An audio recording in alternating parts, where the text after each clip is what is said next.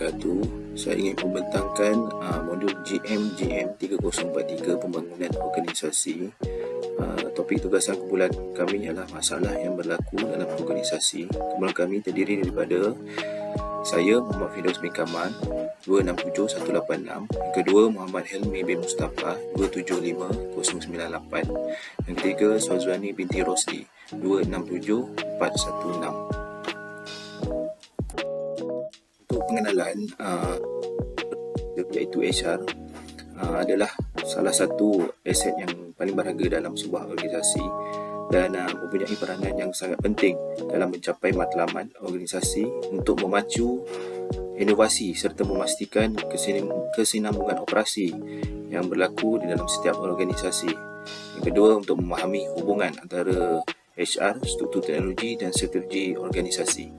HR ialah semua individu yang bekerja dalam organisasi, iaitu ini termasuk pekerja, pengurus, pemimpin dan semua orang yang menyumbang kepada kejayaan organisasi. Dan struktur merupakan kepada cara tugas dan tanggungjawab diatur dalam struktur organisasi. Strategi organisasi ialah rancangan jangka panjang yang memperincikan matlamat organisasi dan langkah yang akan diambil untuk mencapainya. Oleh itu, kesinambungan dan penjajaran antara HR, teknologi dan strategi organisasi adalah sangat penting untuk kejayaan jangka masa panjang sebuah organisasi. Sebab manusia, HR ini adalah salah satu pengurusan yang memacu kepada satu-satu organisasi untuk mengurus dan memastikan kelancaran setiap organisasi bagi menangani segala masalah yang berlaku antara pekerja dan juga pihak atasan. Untuk mengenal pasti masalah di dalam organisasi sumber manusia, salah satunya adalah pengambilan dan pemilihan yang tidak berkesan. Ini menyebabkan salah satu punca bila mengambil satu pekerja dan pemilihan kepada pekerja yang tidak mempunyai sumbangan terhadap organisasi. Yang kedua, pengurusan prestasi yang lemah, iaitu pekerja yang mempunyai pengurusan prestasi yang sangat lemah dan tidak ada penambahbaikan dari semasa ke semasa. Yang ketiga, kurang amalan dan perkembangan, iaitu perkara yang amalan yang tidak elok dipraktikkan dan perkara yang betul tidak dipraktikkan dengan sebenarnya. Yang kedua, struktur teknologi, ketidakcukupan sistem teknologi dengan ketidakcukupan sistem-sistem yang diperlukan dalam kerja yang dilakukan boleh menyebabkan ia merupakan satu masalah terhadap organisasi. Itu kekurangan flexibility dan dalam struktur organisasi. Flexibility di dalam organisasi perlu mencukupilah, jika tidak dia akan mendatangkan masalah terhadap organisasi. Dan kurang pengurusan pengetahuan. Setiap pekerja perlulah mempunyai pengetahuan setiap kerja-kerja yang dilakukan. Dan seterusnya, daripada strategi, iaitu matlamat dan visi yang tidak jelas. Organisasi yang tidak mempunyai matlamat dan visi yang tidak jelas, dia akan mengelirukan pekerja sama ada untuk mencapai matlamat apa yang dikehendaki. Seterusnya, kurang menyesuaikan diri dengan persekitaran.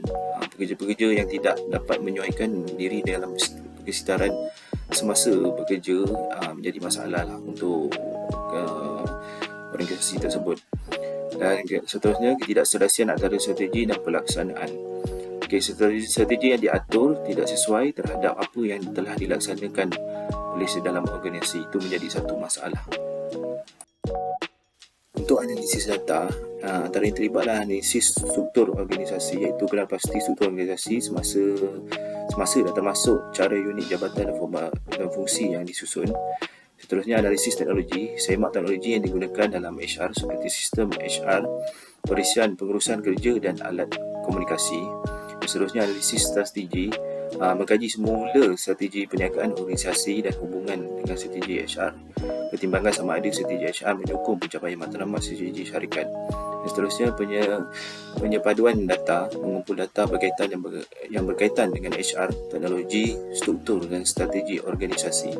Seterusnya, cadangan dan tindakan. Berdasarkan hasil analisis, buat cadangan untuk penambahbaikan atau meningkatkan dalam pengurusan HR, teknologi, struktur serta strategi yang dilakukan. Perkara berikut adalah penting untuk terus memantau dan menilai keberkesanan perubahan yang dilaksanakan serta menyesuaikan diri dengan perubahan dalam persekitaran perniagaan, industri untuk memastikan organisasi kekal relevan dan berdaya saing dari semasa ke semasa. Sekian, terima kasih.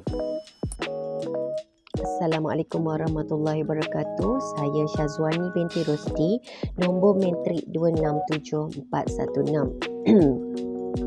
Di sini saya menerangkan beberapa langkah yang boleh dipertimbangkan dalam pelaksanaan intervensi yang berkesan dan menarik, iaitu analisis dalam sesebuah situasi.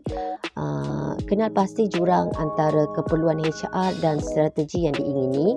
Seterusnya, pelaksanaan kedua ialah pembangunan rancangan intervensi, di mana memastikan bahawa campur tangan berkait rapat dengan organisasi strategi. Seterusnya, kepimpinan yang teguh, memastikan dalam kepimpinan yang teguh untuk menyokong campur tangan HR. Pelaksanaan keempat ialah pembangunan kompetensi sumber manusia, mengenal pasti kecekapan yang diperlukan untuk menyokong strategi dalam sesebuah organisasi. Seterusnya ialah pengukuran prestasi, di mana mewujudkan metrik dan petunjuk prestasi yang boleh digunakan untuk mengukur kemajuan dalam sesebuah organisasi. Keenam ialah perubahan organisasi, budaya organisasi, di mana jika perlu dipertimbangkan untuk mengubah budaya organisasi untuk menyokong pelaksanaan secara strategik. Pelaksanaan ketujuh ialah flexibility, di mana sentiasa bersedia untuk menyesuaikan diri dengan perubahan keperluan organisasi atau keadaan pasaran yang mungkin beri kesan dalam sebuah strategi. Seterusnya, penilaian dan pembelajaran secara berterusan, komunikasi dan penglibatan pekerja, pengurusan perubahan, di mana gunakan prinsip pengurusan perubahan untuk mengurus perubahan yang berkaitan dengan campur tangan HR. Perundingan secara luaran, jika perlu dipertimbangkan untuk menggunakan perundingan atau pakar luar yang mempunyai kepakaran dalam pengurusan HR. Seterusnya ialah cadangan untuk membangunkan organisasi sumber manusia. Terdapat 3 aspek utama yang perlu dipertimbangkan, ialah teknologi, struktur organisasi dan strategi. Berikut adalah beberapa cadangan yang berkaitan dengan setiap aspek. Ialah pertama, proses teknologi. Terdapat 2 bahagian, di mana pelaksanaan sistem pengurusan sumber manusia itu sendiri diguna pakai untuk mengurus data pekerja. Yang kedua ialah latihan berasaskan dalam talian, di mana boleh menggunakan satu platform pembelajaran untuk menyediakan latihan dan pembangunan pekerja yang lebih cekap, terutamanya bagi mereka yang bekerja dari jarak jauh. Okey.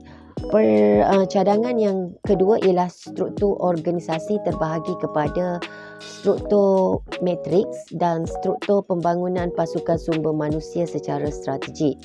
Cadangan ketiga ialah strategi sumber manusia, terbahagi kepada 3, iaitu perancangan sumber manusia, buat sesuatu rancangan dalam jangka panjang untuk keperluan sumber manusia dalam sebuah organisasi itu sendiri. Budaya organisasi, bina sebuah organisasi yang boleh menyokong pertumbuhan inovasi yang melibatkan pelibatan pekerja. Pengukuran prestasi sumber manusia pula ialah guna pakai KPI, iaitu untuk mengukur keberkesanan jabatan sumber dalam sesebuah organisasi. Cadangan yang keempat ialah pengembangan karyawan, di mana terdapat dua bahagian, iaitu proses pembangunan pekerja dengan menawarkan program pembangunan inklusif yang merangkumi latihan secara teknikal, pembangunan kepimpinan dan peningkatan kemahiran itu sendiri. Selain itu ialah pengiktirafan dan ganjaran, di mana menghargai sumbangan pekerja secara tetap. Ini boleh meningkatkan motivasi dan pengekalan prestasi pekerja. Selain daripada itu, cadangan kelima ialah kepimpinan dan pengurusan. Pembangunan kepimpinan, di mana melabur dalam pembangunan kepimpinan dan pengurusan yang secara berkesan, memastikan kepimpinan dan pengurusan mempunyai kemahiran untuk melatih pekerja-pekerja di bawahan. Cadangan yang keenam ialah kepelbagaian tenaga kerja, di mana secara aktif mencari kepelbagaian dalam pengambilan dan pembangunan kerja. Cadangan ketujuh ialah cadangan terakhir, ialah penilaian berterusan, di mana semakan dan menilai secara berterusan secara strategik oleh HR dengan membuat secara penyelarasan mengikut perubahan dalam persekitaran perniagaan dan keperluan organisasi. Adalah penting untuk diingatkan bahawa setiap organisasi mempunyai keperluan yang unik, jadi adalah dinasihat untuk menjalankan analisis secara mendalam terlebih dahulu, bekerjasama dengan pihak berkepentingan dalaman untuk mereka bentuk dan menyelesaikan sesuatu dengan sesuai. Okey, di sini saya terangkan juga halangan dalam organisasi sumber manusia boleh menjejaskan pelbagai aspek yang termasuk proses, strategi, teknologi. Termasuk salah satunya ialah had pembelanjawan. Kedua ialah kekurangan sumber manusia itu sendiri. Ketiga ialah perubahan teknologi. Keempat, ketidakpadanan antara pekerja dan tugas. Kelima ialah perubahan kawal selia. Keenam ialah ketidakupayaan untuk menyesuaikan diri. Dan seterusnya, tidak padan budaya organisasi, di mana budaya organisasi yang tidak menyokong inovasi. Halangan yang ke-8 ialah kekurangan kepimpinan yang secara berkesan, tidak berkesan dalam pengurusan HR. Untuk mengatasi halangan ini, organisasi perlu mempunyai strategi yang kukuh dalam pengurusan HR, melabur dalam pembangunan pekerja, menyesuaikan diri dengan perubahan teknologi dan peraturan. Ini dapat membina budaya yang menyokong matlamat strategik dalam sesebuah organisasi. Assalamualaikum warahmatullahi wabarakatuh. Saya Muhammad Helmi bin Mustafa, nombor metrik 275098. Okey, tindakan yang perlu diambil. Yang pertama, organisasi perlu menjalankan pengambilan dan pemilihan untuk mendapatkan pekerja yang sesuai di atas keperluan dan nilai organisasi. Yang kedua, menyediakan latihan kepada pekerja supaya mereka boleh membuat sumbangan maksimum kepada organisasi. Yang ketiga, menilai dan mengurus prestasi pekerja untuk memastikan pencapaian matlamat organisasi. Yang keempat, menyelesaikan konflik dan mengekalkan hubungan baik antara pekerja dengan majikan. Yang kelima, tentukan sistem perbahasan yang adil dan bermotivasi untuk memajukan produktiviti dan pengekalan pekerja. Tindakan yang seterusnya ialah menentukan cara organisasi disusun, termasuk hierarki, jabatan dan kumpulan kerja. Yang kedua, termasuk aliran kerja, prosedur dan sistem yang digunakan dalam operasi harian oleh organisasi. Yang ketiga, memastikan maklumat dan tanggungjawab mengalir dengan cekat di seluruh organisasi. Yang keempat, organisasi perlulah mempunyai keupayaan untuk menyesuaikan diri dengan perubahan dalam persekitaran, luaran dan dalaman. Okey, tindakan yang seterusnya mewujudkan rancangan jangka masa panjang untuk mencapai matlamat organisasi, termasuk menentukan visi dan misi dan nilai. Okey, yang kedua, peluang dan ancaman dalam persekitaran, luaran dan dalaman organisasi. Yang ketiga, menentukan matlamat khusus yang ingin dicapaikan oleh organisasi. Yang keempat, mengenal pasti strategi untuk mencapai matlamat, termasuk strategi perniagaan, pemasaran dan operasi. Okey, yang kelima, melaksanakan strategi dan memantau kemajuannya dan membuat pelarasan jika perlu dibuat oleh sesebuah organisasi. Okey, kesimpulannya ialah organisasi merupakan atau peranan yang penting dalam proses teknologi dan strategi organisasi.